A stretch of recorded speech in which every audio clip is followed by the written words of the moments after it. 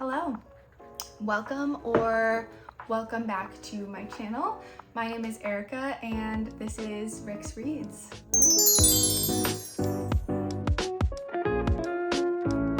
Today I'm going to be talking about my December TBR, so books that I would love to read by the end of 2024. So I've got a little list right here, and a number of these books are books that I've talked about before. I guess I'll start with those. So I'm probably not going to get through all of these books in December, but these are books that I've purchased recently that I would like to read in the next couple of weeks, and books that are coming up on my Kindle Reserve list. So I'm going to talk through all of them. It's possible that I'll get through a lot of these in December. It's also possible I won't. I mentioned before I'm kind of a mood reader, so sometimes things change, but as of right now, time of this filming, this is kind of what I'm thinking my December read list might look like. So I'm gonna start talking about two that I talked about before on my Japanese literature video. So I'm leaving for Japan now in a few days, and I have yet to start either of these books since I made my last video. So really gonna prioritize these two. I actually am hoping The Curious Casebook of Inspector Hanshichi. I wanna start reading this today. I just finished another book earlier this morning, so hopefully this is my next book that I start and I can get through most of this either before I get to Japan or I'll take it with me. This is like a detective story that takes place in Old Edo. I talked a little bit more about it on my last video, but then similarly, this other book I talked about in that video about books I want to read before my first trip to Japan this year, The House of Nire by Mario Kita. So both of these books are high up on my TBR list. Definitely prioritizing these two because they've been on my list and I've been reading other stuff and getting distracted, but hoping that these are some of the first two that I read this next month. And then I guess I'll continue on this theme with other books by Japanese authors. I just got Butter by Asako Yuzuki. First of all, I wanted to get the physical version of this rather than reserve it through Libby on my Kindle because I love this cover. I just think it's so fun. But also, I know that we're kind of past spooky season at this point, but I am into like a murder mystery thriller type book. I just finished The Shards by Bret Easton Ellis, and I had a lot of fun reading that. That was kind of like thrillery. And so I think I've mentioned before that I'm a mood reader, and so I feel like I'm not always in the mood for a thriller, but right now that kind of is calling to me. So I'm very excited about this book. I will probably move this. I think that I'll probably get to this one pretty soon. And then another Japanese author, actually a lot of you recommended this book to me on my last video about books by Japanese authors. Before the Coffee Gets Cold. I don't have a physical copy of that book, but I reserved it through Libby and it should be coming up on my Libby account, so I'll get that on my Kindle hopefully in the next couple of weeks. So I'm guessing that might be a December read. So that was like kind of one theme of a lot of fiction by Japanese authors, but some of the other books on my TBR, I'll continue with my physical TBR right now. Cloud Cuckoo Land by Anthony Doerr. I've heard mixed reviews, honestly, about this book. My brother gave me his copy of this book after he finished. I've heard a lot of people say that this book is confusing and it's a little hard to get through, but I know that the author won a Pulitzer Prize for another book, and I've heard very good things about this. I think it takes place, it's like talking about like kids like transitioning into adulthood. I think there are some other themes. Like I said, I've heard it's kind of confusing, but a lot of people think that it's a really great book. So this one I feel like I will need some brain power to get through. So we'll see how I'm feeling in December if I want to take on Cloud Cuckoo Land. But I've heard good things about it, so I do want to read this. We'll see if it happens in December or if it gets pushed to January.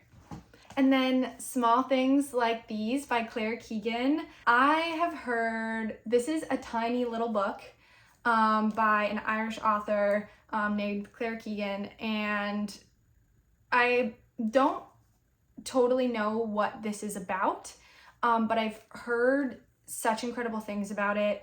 I've heard that it's beautifully written, and I've heard that it's like very emotional and beautiful. And so this is a tiny book, so I'm sure that I can get through this in the next couple of weeks, and I will report back once I've finished it. But I'm super excited about this. I've had it on my shelf for a couple weeks now, and I'm like dying to get to it, so I definitely think that this will actually be one that I read in December. And then last I have Crackpot by John Waters. I've heard this is just a really funny book. I've been reading some like heavier books recently, and so heavier and like longer books recently, so I'm really excited about these two short books that I have. And yeah, so I've heard this is just like funny and kind of stupid, and kind of in the mood for one of those. Next, we'll go to my Kindle. I'll try to put some images up here because I am going to be showing nothing. This is my Libby virtual TBR for my Kindle. One that I have right now, I have Demon Copperhead that I just got out on my Kindle right now. And that is by Barbara Kingsolver. It's, a lot of people say that it was inspired by David Copperfield, by Charles Dickens. And I have not read the Charles Dickens book. However, I've heard that it's not necessary to enjoy this. But it talks about like a family growing up in southern Appalachia, and basically it's like a story about like growing up in poverty and kind of that impact that has on children like growing up. And it was a book that was on the New York Times best books so far of the 21st century. When I saw that list, I hadn't really read a lot of them, so I got a bit of inspiration for books from that list. So this will be one of them that hopefully before my reservation on Libby runs out, I start that one. So this is probably also going to be a priority just because of Libby pressure. And then a couple other books that I have on my Libby reservation. I have the Kite Runner, which many of you may be shocked that I haven't read this. This is like kind of a classic at this point, about a boy who grows up in Afghanistan and has to move to America, and then I think back to Afghanistan. And it's several people I know's favorite book of all time. So I'm really excited about this. It's finally coming up in my Libby queue, so I definitely want to try to make sure that I get to that before my reservation runs out. So I'll hopefully be reading that sometime soon. I'm really excited about that. Again, heard nothing but good things about that book. So very excited to read that when I'm able to. And then another one is on my Libby is Open Water by Caleb Azuma Nelson, and this is I believe it's like a romance story about two people that fall in love at school, and they're both artists, but it also delves into a lot of topics about race and also masculinity and what that means. And I've also heard that it's just beautifully written. It's a novel, but it's almost written like poetry. So I'm very excited. I've heard a lot of good things about this book, so that should be coming up on my Libby list pretty soon. So excited about that. And then this is like way too ambitious. There's no way that I'm gonna read all of these in December.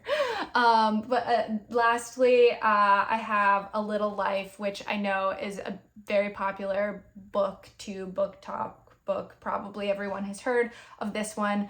I've been putting off reading it because I've heard that it's long and it's sad, and as a mood reader, I need to be in the mood to be sad. And I've heard that this book will destroy me emotionally. And am not in the mood for that right now. There probably will be a time. I love a book that'll make me cry when I'm in the mood for that. And so I am excited to read this book. I do want to read this book. I don't know if I'm in the mood for it yet. But I know I should read it at some point.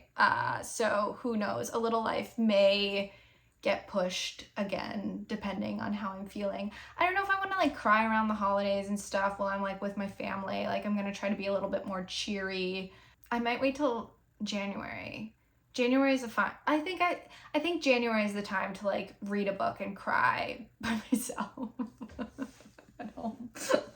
I don't know. That feels right to me. So anyway, I may read A Little Life, but I also very well could push that to January or later. Who knows? I'm nervous about that one. I've heard it's long and I've heard it's sad and definitely need to be in the mood for that. And I haven't been recently. So anyway, that is my list of December TBRs.